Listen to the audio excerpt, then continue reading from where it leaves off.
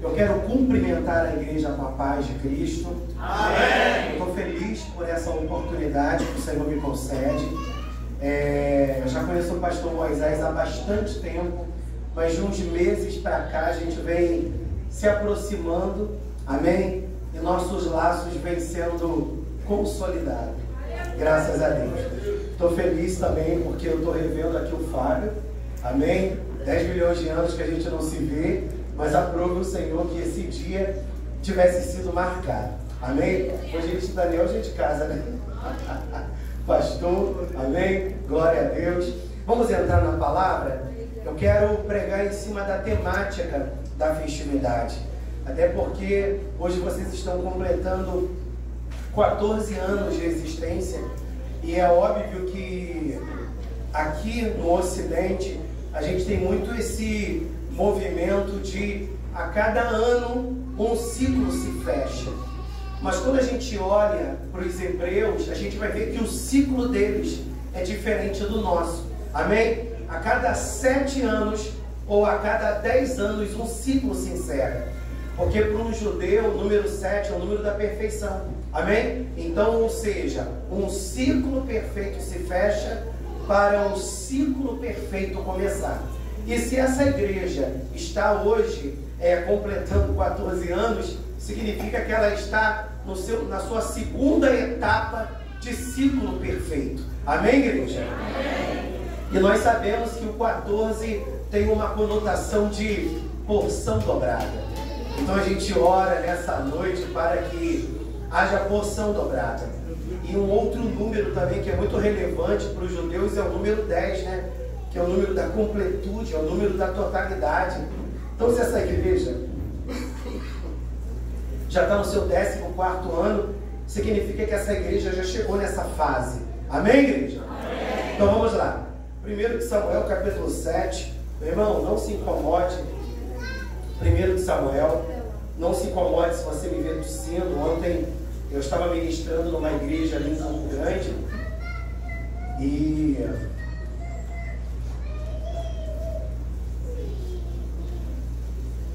ou melhor, estava ministrando quarta-feira, ministrei ontem e ministrei hoje só Jesus. Então a voz está meio variada. 1 Samuel, capítulo 7. Do versículo 2 em diante.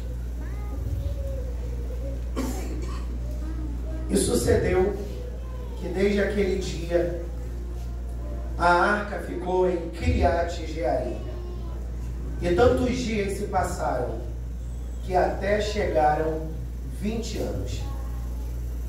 E lamentava toda a casa de Israel pelo Senhor. Então falou Samuel a toda a casa de Israel, dizendo, capítulo 7, versículo 13: se com todo o vosso coração vos converterdes ao Senhor, tirai dentre vós os deuses estranhos e os astarotes, e preparai o vosso coração ao Senhor, e servi a Ele só, e vos livrará da mão dos filisteus.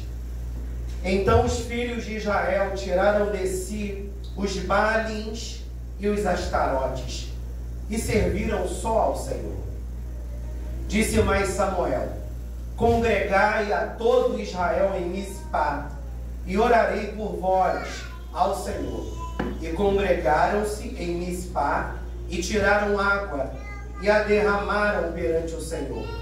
E jejuaram aquele dia, e disseram ali: pecamos contra o Senhor. E julgava Samuel os filhos de Israel em Mispá. Você pode sentar. Meu Deus. Eu quero dar um tema para essa palavra. E o tema que eu quero dar é: a tua sorte vai mudar. Diga para a pessoa que está do teu lado: a tua sorte vai mudar. Esse texto de 1 Samuel, capítulo 7, é um texto que introduz até chegarmos nessa proclamação do versículo 12 que diz: Ebenezer, até aqui nos ajudou ao Senhor, que é o tema dessa festividade. Nós sabemos que o povo de Israel pecou contra o Senhor E em decorrência desse pecado, Deus permitiu que o povo de Israel vivenciasse um período de desonra. E qual foi o período de desonra que eles vivenciaram?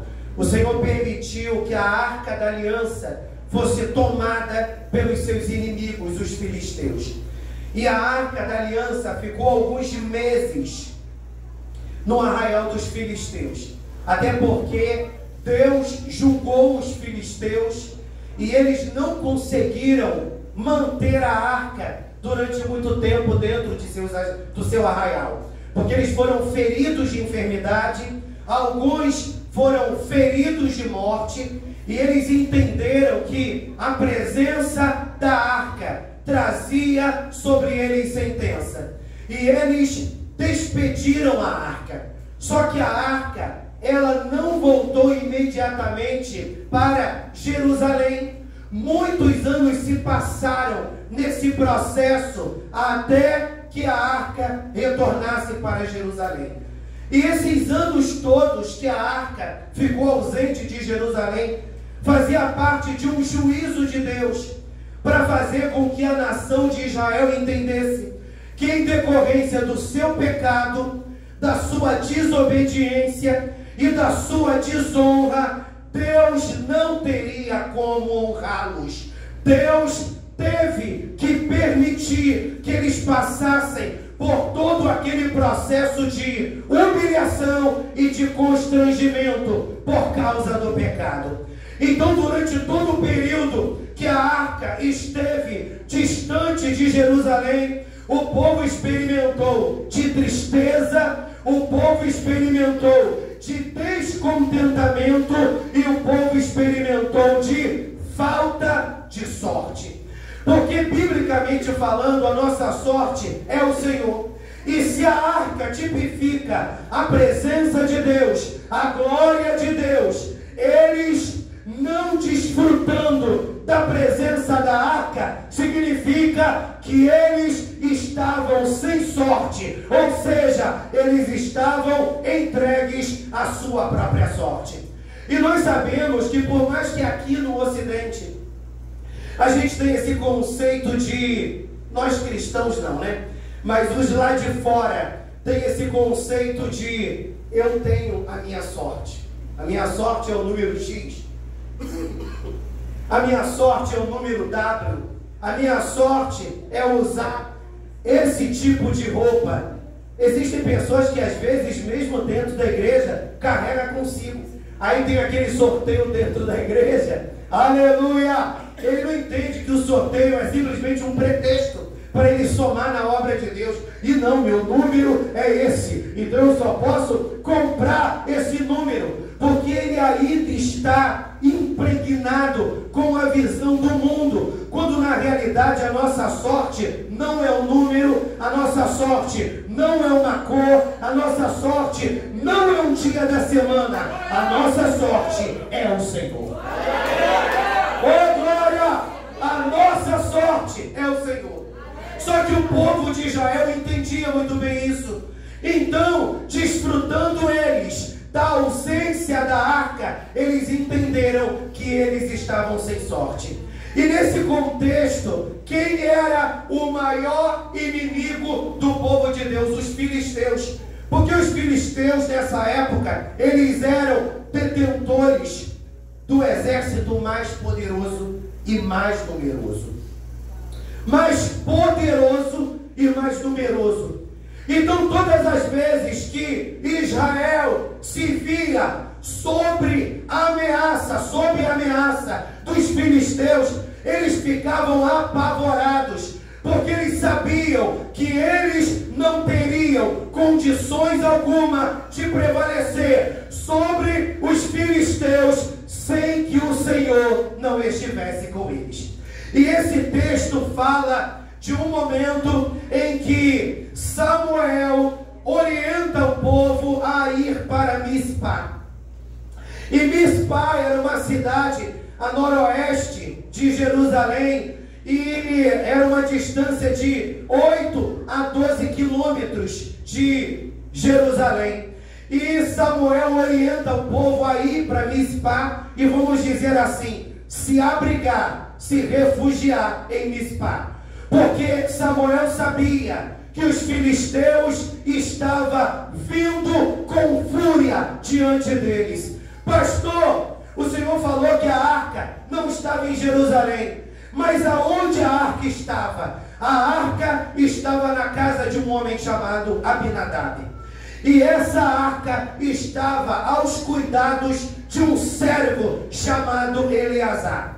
Mas a arca não estava no lugar aonde ela deveria estar. Então, de uma certa maneira, era como se o povo de Israel estivesse no mundo espiritual sem representatividade. Mas, pastor, a arca era somente um utensílio, um objeto, mas a arca tinha um peso profético, a arca tinha um peso simbólico, e eles estavam não desfrutando dessa arca. Pastor, o que essa arca representa para mim hoje? Essa arca representa nada para você hoje. Porque o nosso Deus, Ele tabernaculou entre nós. Ou seja, Ele habitou entre nós na forma de homem, na forma de carne, mostrando para a gente um caminho a ser seguido. E quando Ele ressuscita, Ele aparece para alguns discípulos, Ele aparece para algumas pessoas, e Ele aparece para cerca de aproximadamente 500 pessoas quando Ele ressuscita. E Ele fica, depois da sua ressurreição, 40 dias aproximadamente, dando provas da sua ressurreição. E no 40º dia, Ele libera uma palavra: eu vou para o Pai, mas vocês vão experimentar de um revestimento. Vocês vão experimentar de um revestimento. E o corpo de vocês será templo do Espírito Santo. E no 40º dia, Ele ascende aos céus. E diz a Bíblia que os discípulos, debaixo dessa palavra, eles se propõem a orar para trazer à existência a palavra que havia sido liberada. Existem muitas pessoas que não entendem o mover do reino espiritual. Ah, não, Deus falou que vai fazer, então eu vou ficar de braços cruzados. Deus falou que vai agir, então eu vou ficar inerte na minha. Não, meu irmão. O reino espiritual, ele se move quando eu me movo. Você pode dar glória a Deus aí, meu irmão? O reino espiritual se move quando eu me movo. E o que os discípulos fazem? Eles vão trazer à existência essa palavra. Eles vão para o cenáculo, eles vão orar. A gente não sabe ao certo se eles oraram 1, 2, 3, ou se eles fizeram turnos de oração, ou se eles ficaram ininterruptamente ao longo de 10 dias orando. Porque no 40º dia, Jesus ascende aos céus. E no 50º dia, ou seja, 10 dias após a ascensão do nosso Senhor, o Espírito Santo desce no dia de Pentecostes, e aquele povo é cheio do Espírito Santo. Então por que a arca ela não tem nenhuma relevância para a gente hoje? Porque a arca está dentro do meu coração. Você pode dar glória a Deus aí, melhor. Aleluia! A arca de metal, a arca de madeira, ela não tem nenhuma relevância, porque a arca habita dentro do meu coração, a presença do Espírito Santo. Mas nesse período não.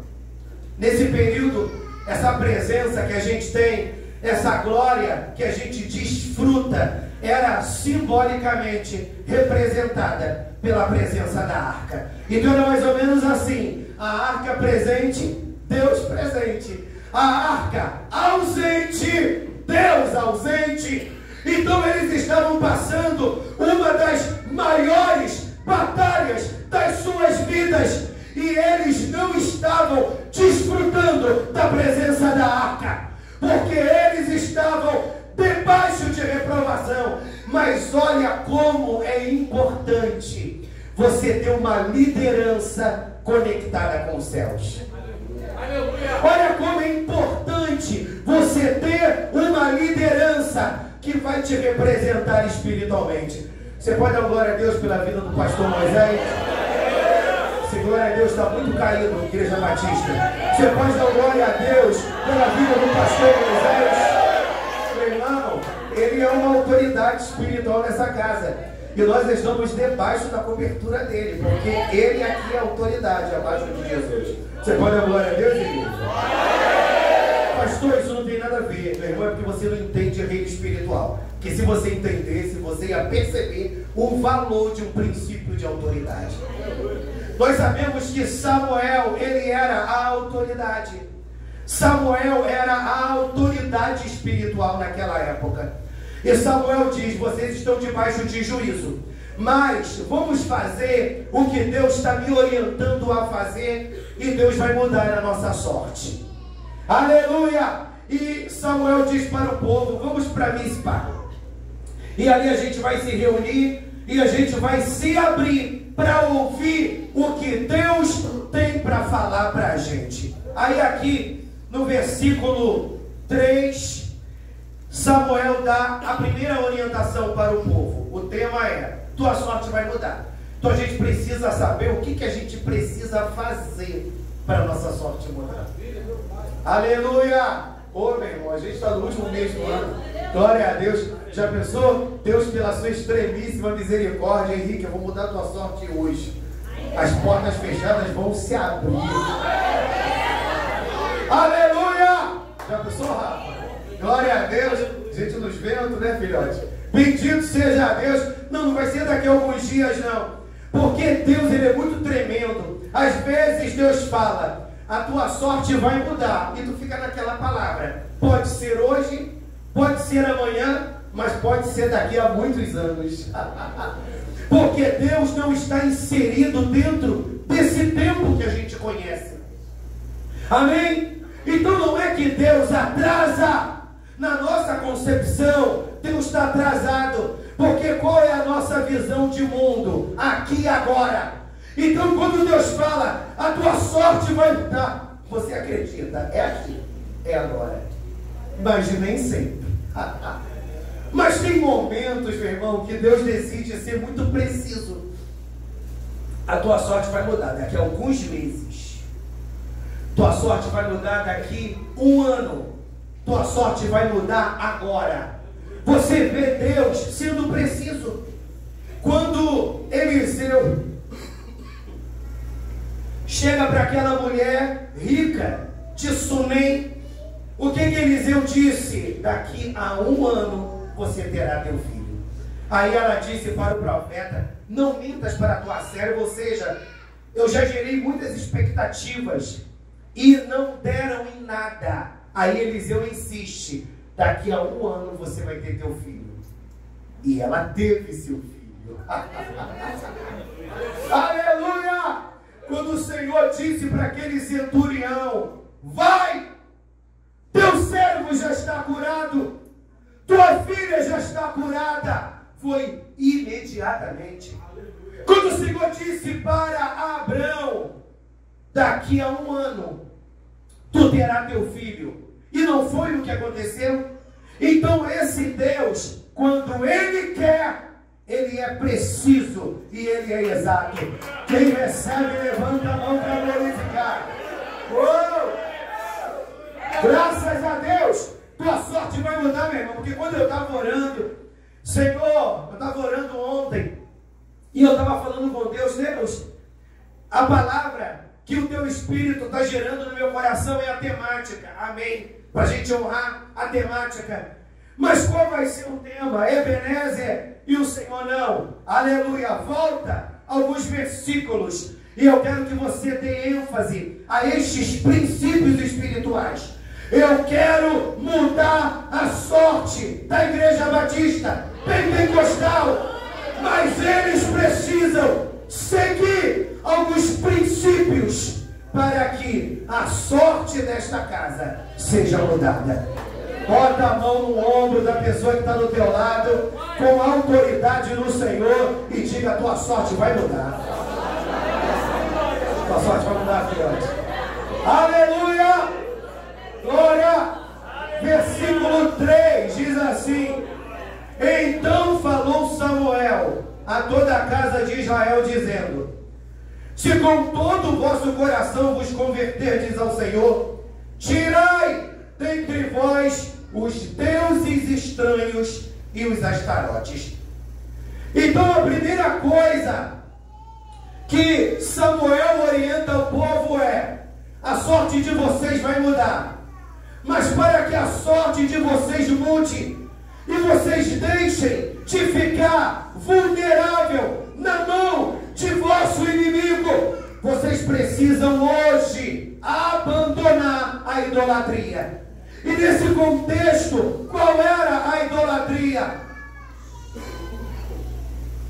A prática de culto aos astarotes e a prática de culto aos baalins. Nós sabemos que os cultos aos baalins eram cultos muito promíscuos. Não era simplesmente entregar oferta de animal aos deuses, mas quando você vai estudar a religião, aleluia, desse povo, você vai perceber que eles tinham o hábito de sacrificar pessoas. E eles tinham o hábito de entregar seus corpos para a prostituição. Então não era uma simples macumba que tinha, aleluia, pipoca e sei lá qual é a outra doideira que tem no centro. Bendito seja Deus, mas rolava prostituição no meio do povo, era o povo se pegando. Bendito seja Deus. E como se já não bastasse, havia sacrifício de seres humanos.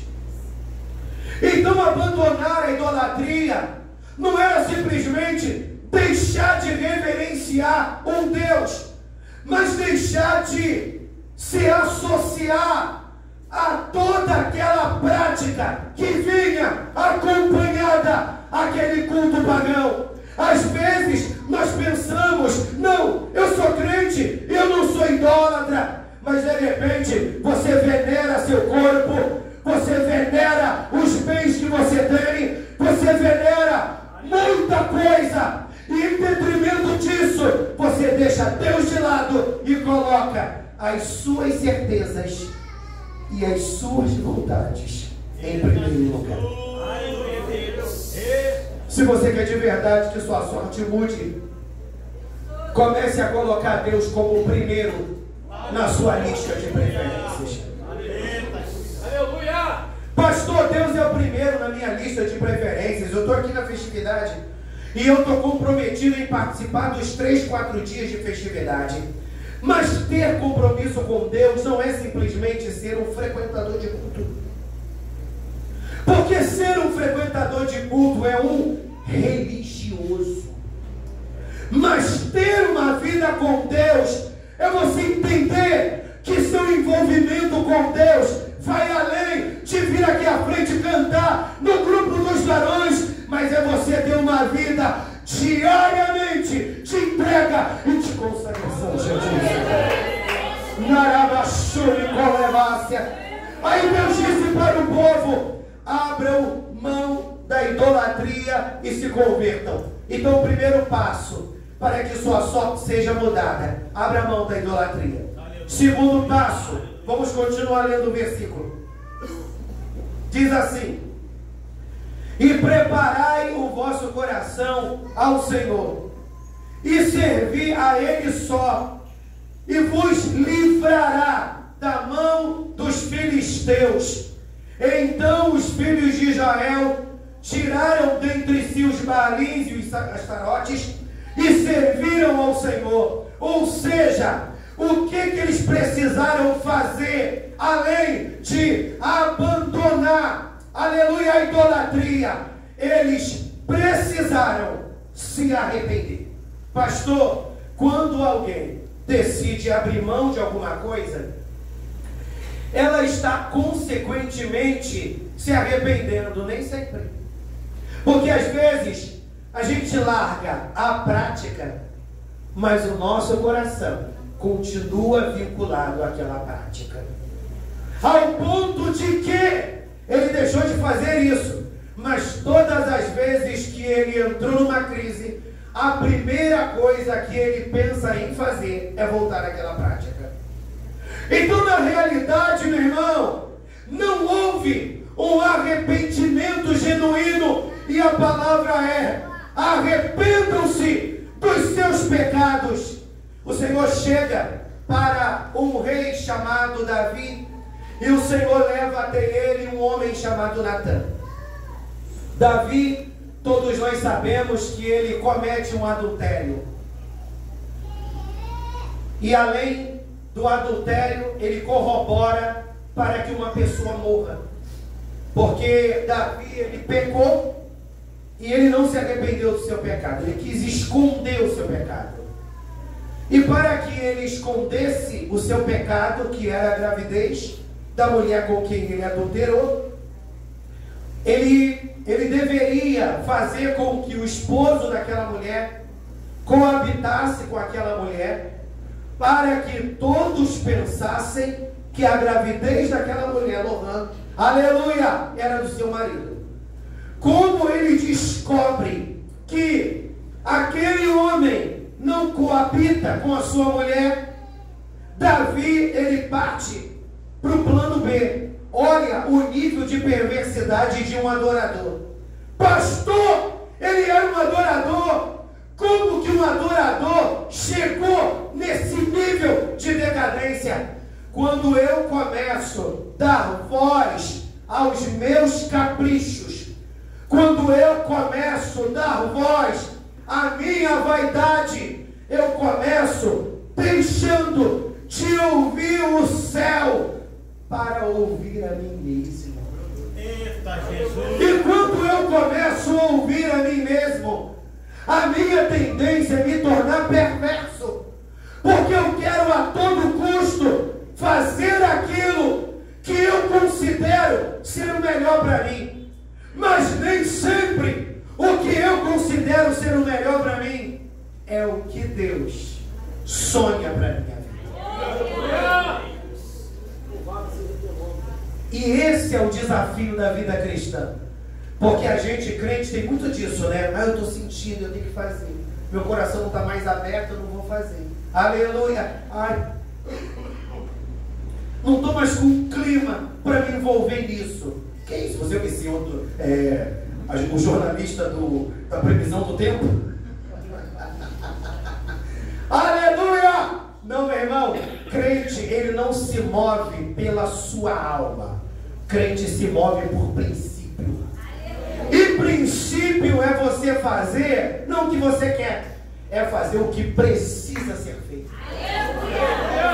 Seguir princípio não é fazer o que você quer, é fazer o que é preciso ser feito. Ai, mas o meu coração não está nisso. E aí que Deus prova a nossa motivação. Aí o que aconteceu? Davi, ele cria a cilada e Urias vai para frente da batalha, morre, e Davi encobre o seu pecado. Betseba sai do período de luto, ele toma ela como mulher, e eu presumo que na cabeça de Davi, essa escorregada que eu dei, eu consegui resolver, colocando para debaixo do tapete. Mas quando Deus tem interesse de mudar a nossa sorte, porque Ele tem coisas maiores para fazer na nossa vida, a primeira coisa que Ele vai fazer é não permitir que você escape do tratamento. A primeira coisa que Deus vai fazer é não permitir que você escape do tratamento. Sabe por quê? Porque tua vida é muito preciosa e Deus precisa tratar comigo e contigo para que cheguemos à estatura de homem e mulher maduro na presença do Senhor. Essa igreja está no seu 14º ano, é uma adolescente, mas a gente precisa amadurecer. Diga para a pessoa que está do teu lado, nós precisamos amadurecer. Deixa eu ver aqui rapidinho. Estamos caminhando por fim. Aí, o que acontece? Davi está lá na dele, aí Deus leva Natan até Davi. E Natan chega até Davi com esse papo. Havia um homem rico e chega até ele um viajante. E ele decide, junto a esse viajante, não desfrutar das suas ovelhas, das suas vacas, dos seus animais, mas ele decide desfrutar e tomar posse da cordeira de um homem pobre. Esse homem pobre tinha uma única cordeira, e esse homem rico, tendo várias cordeiras, ele decide se apropriar da cordeira desse homem pobre. Essa cordeira desse homem pobre é mais que uma cordeira, é uma aliada. Essa cordeira era como uma filha para esse homem. E esse homem rico ignora tudo isso. E ele decide tomar posse da vida dessa cordeira. E Davi, tomado por uma fúria, porque quando o erro é nos outros, a gente é tão eficiente para apontar. Mas quando o erro é em nós, a gente tem uma habilidade de se autoproteger. E como que a gente se autoprotege? Se desculpando. Eu fiz isso que eu estava bem, fiz isso que eu estava com a cabeça, fiz isso que eu estava num dia mal. Aí Davi, sem se dar conta, porque quando você está num nível de vaidade, você não enxerga o que Deus quer que você enxergue. Você enxerga o que você quer. Quando você está num nível de orgulho, você só enxerga o que você quer e não o que Deus quer que você enxergue. E Davi não conseguiu enxergar e perceber que Natan estava falando dele. Aí ele diz: esse homem tem que morrer. Aí Natan olha para ele e diz: esse homem é você. Oh glória! Esse homem é você. E o que Davi faz? Davi, ele se humilha. Ah, pastor, ele se humilhou porque Natan constrangeu ele? Não. Porque existem pessoas que Deus cria inúmeras situações para fazer ele entender. Não é assim, é sábio. Não é desse jeito, é daquele jeito, mas ele é tomado por uma teimosia. E ele percebe, ou melhor, e ele não se dá conta, meu irmão, que ele está com uma trave no olho e ele quer tirar o arqueiro do outro. Mas Davi é exemplo de alguém que soube cair, mas soube se levantar. Oh glória! Na realidade, o ideal não é cair, mas se você cair, se levante. Porque a palavra de comando é: eu não quero te ver prostrado. Eu não quero te ver prostrado. E o que Davi faz dentro dessa segunda divisão? Arrependam-se dos seus pecados. O que Davi faz? Davi escreve o Salmo de número 51. E ele diz: Senhor, não retire de mim o teu Espírito Santo. Torna a dar-me a alegria da tua salvação. Sustenta-me com o espírito voluntário. Cria em mim, ó Deus, um coração puro e um espírito reto. Então, quando Samuel diz para o povo: olha, quebrantam-se, humilhem-se diante do Senhor, era: abra a mão da idolatria, mas sustente essa escolha de vocês diariamente. E como que a gente consegue sustentar uma diariamente vivendo em arrependimento. Porque uma pessoa arrependida é uma pessoa contrita. E uma pessoa contrita e quebrantada é uma pessoa humilde. E uma pessoa humilde é um bom ouvinte. Kelebachuri como nasce. Eminarabachuri kelelaio. Uma pessoa humilde é um bom ouvinte, porque tem um coração ensinável. E Samuel diz: Deus vai agir. Se vocês abandonarem a idolatria, e se vocês se arrependerem de todo o vosso coração. Pastor, mas eu não tenho do que me arrepender. Esse é o nosso maior problema. Paulo fala que o Espírito de Deus gera em nós uma inconformidade. O Espírito de Deus gera em nós uma inconformidade. Não vos conformeis com este mundo. Este mundo não é um mundo lá fora, porque o mundo jaz no maligno.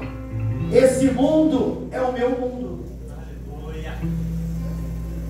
Não vos conformeis com o que temos sido.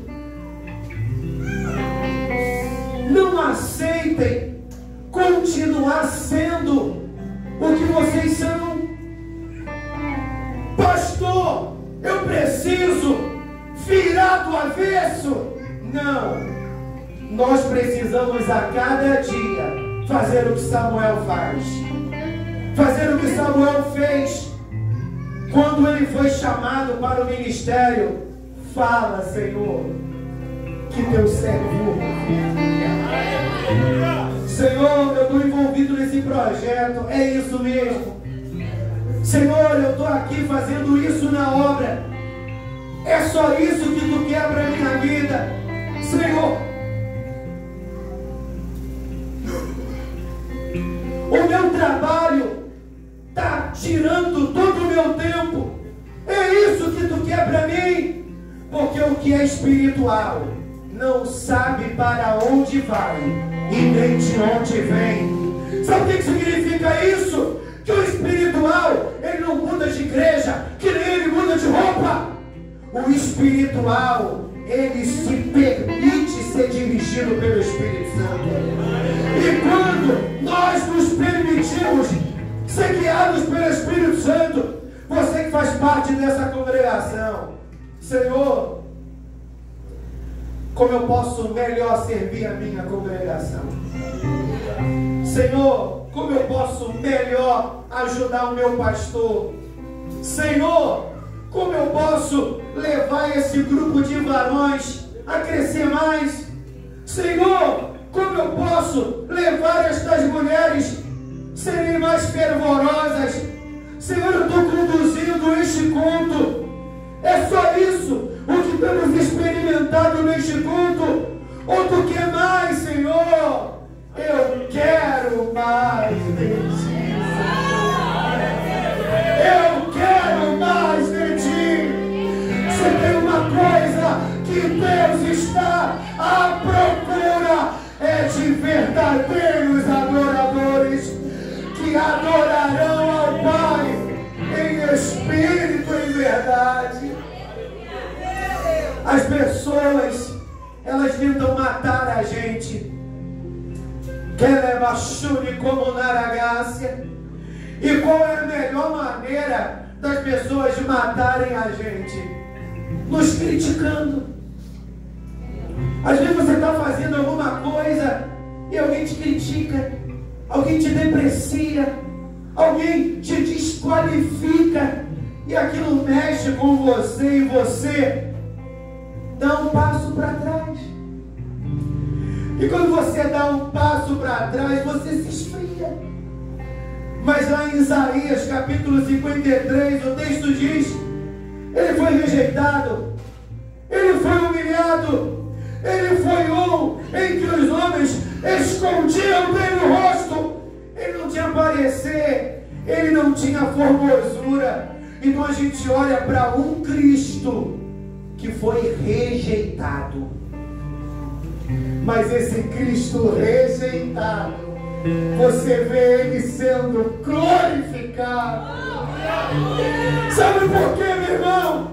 Ele foi glorificado porque Ele foi rejeitado, mas Ele não desistiu e não deu um passo para trás. Ele seguiu em frente. A minha comida e a minha bebida é fazer a vontade daquele que me enviou. Eu não sei se eu vou agradar, mas se eu estiver agradando, eu prosseguirei. Samuel diz para o povo: arrependam-se. E para a gente fechar, aqui no versículo 6 diz: e congregaram-se em Mispa e tiraram água e a derramaram perante o Senhor e jejuaram aquele dia e disseram ali: pecamos contra o Senhor. E julgava Samuel os filhos de Israel. Então, ou seja, eles abriram mão da idolatria, eles se arrependeram e depois eles se uniram para orar, se uniram para jejuar. Então eles abriram mão da idolatria, eles se arrependeram e oraram e jejuaram.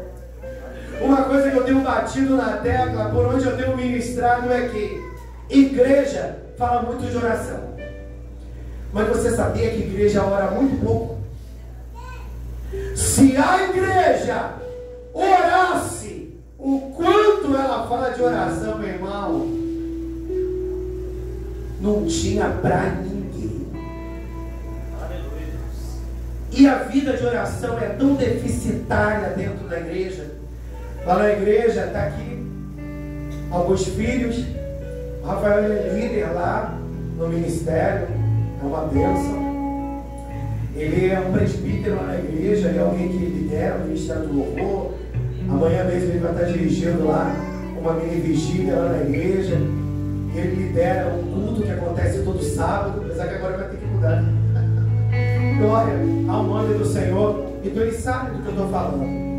A gente tem um turno de oração lá na igreja de 12 horas.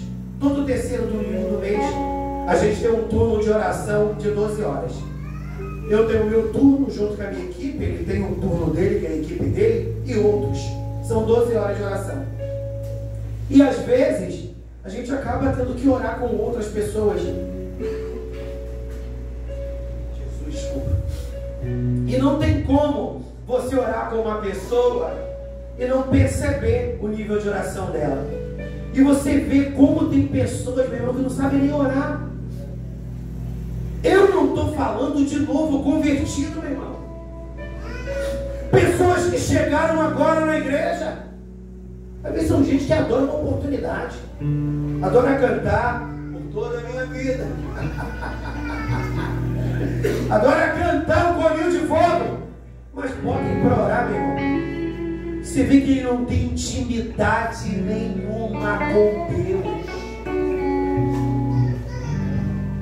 Aí Samuel diz para o povo: orem e jejuem. Meu irmão, você quer ver a tua sorte mudada? Obrigado, meu irmão. Você quer ver a sua sorte mudada? Tinha uma pessoa que está ao teu lado: ore e jejue.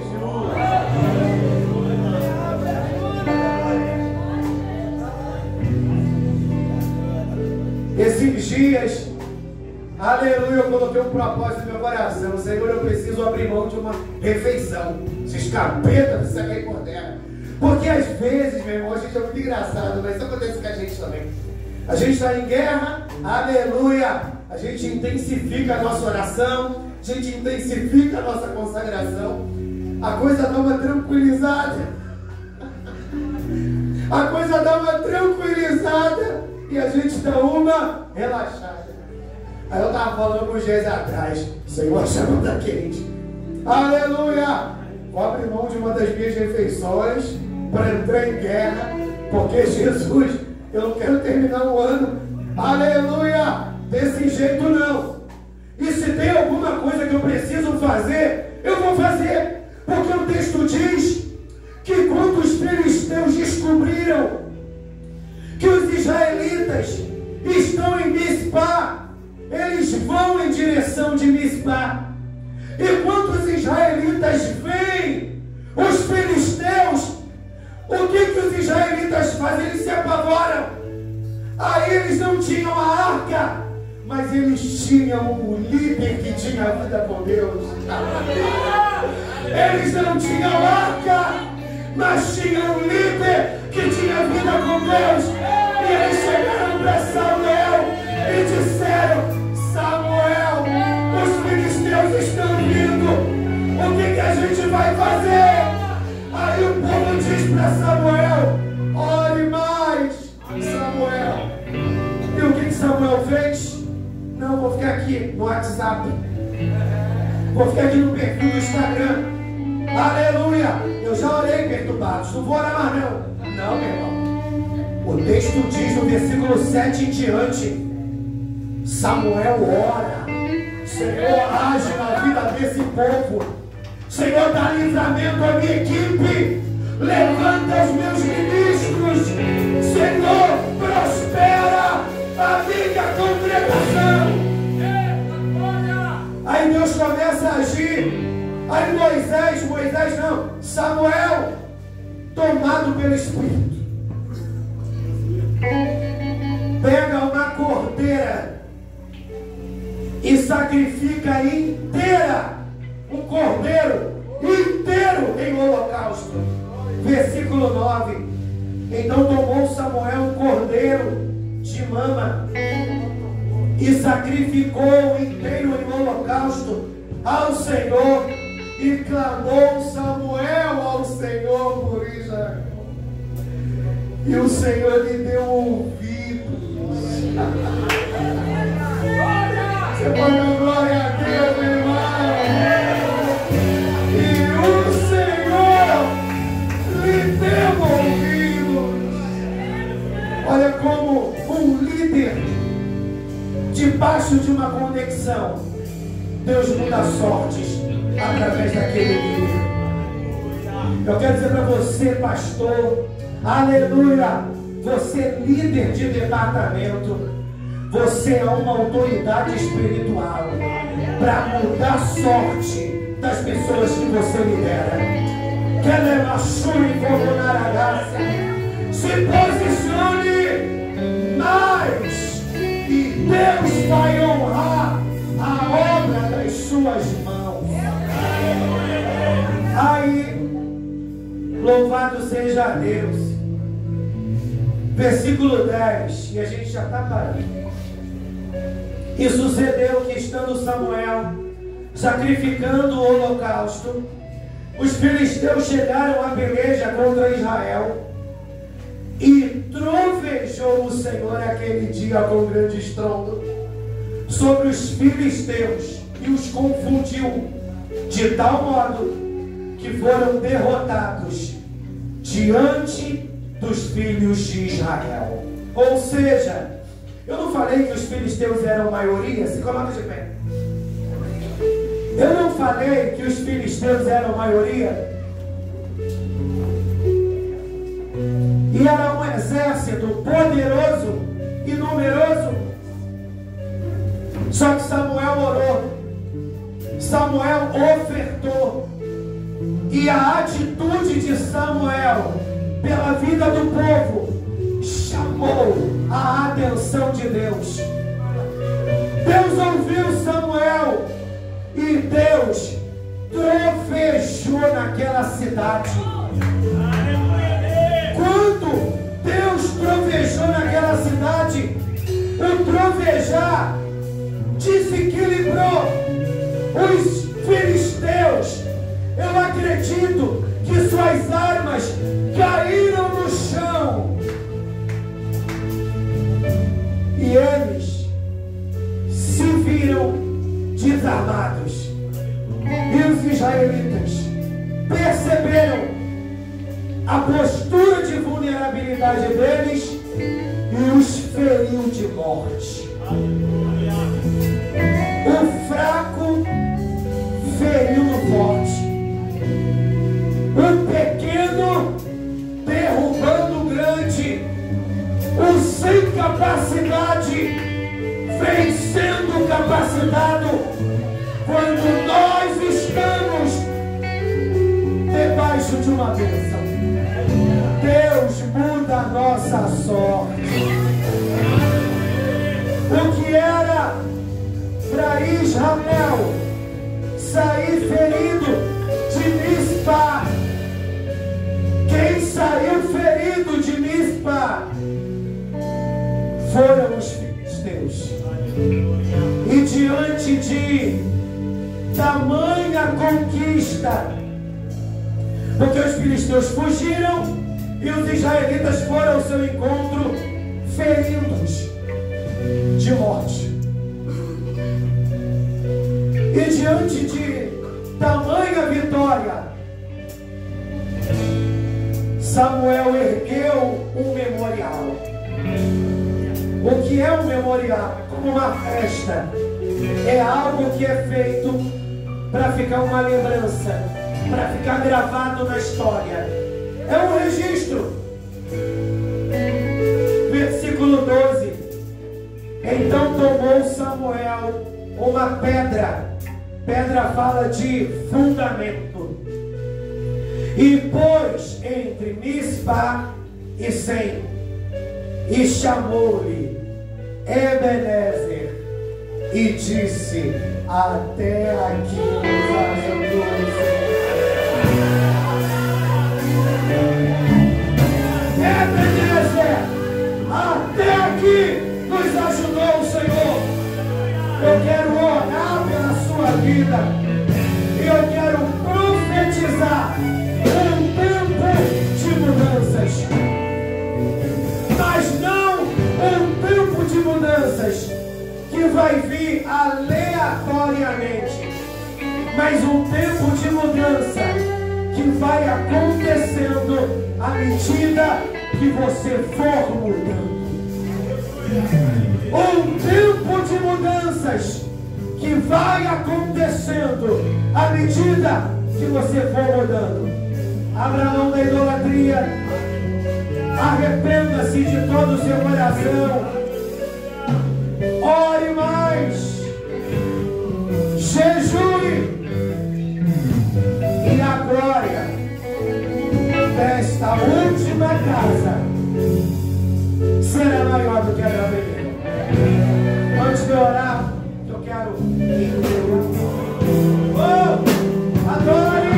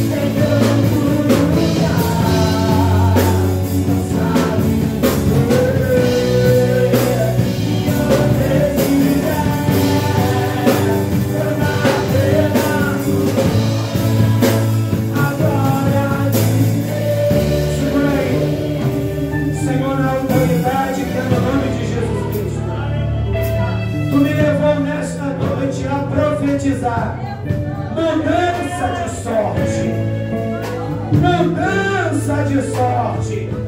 Senhor, tu sabe como se encontrava este homem e esta mulher que entrou por essas portas. Tu liberou esta palavra. Abra mão daquilo que tem sido uma idolatria na tua vida. Você tem venerado e isso tem te tirado do centro da minha vontade. Senhor, traz o arrependimento. Traga não apenas o arrependimento,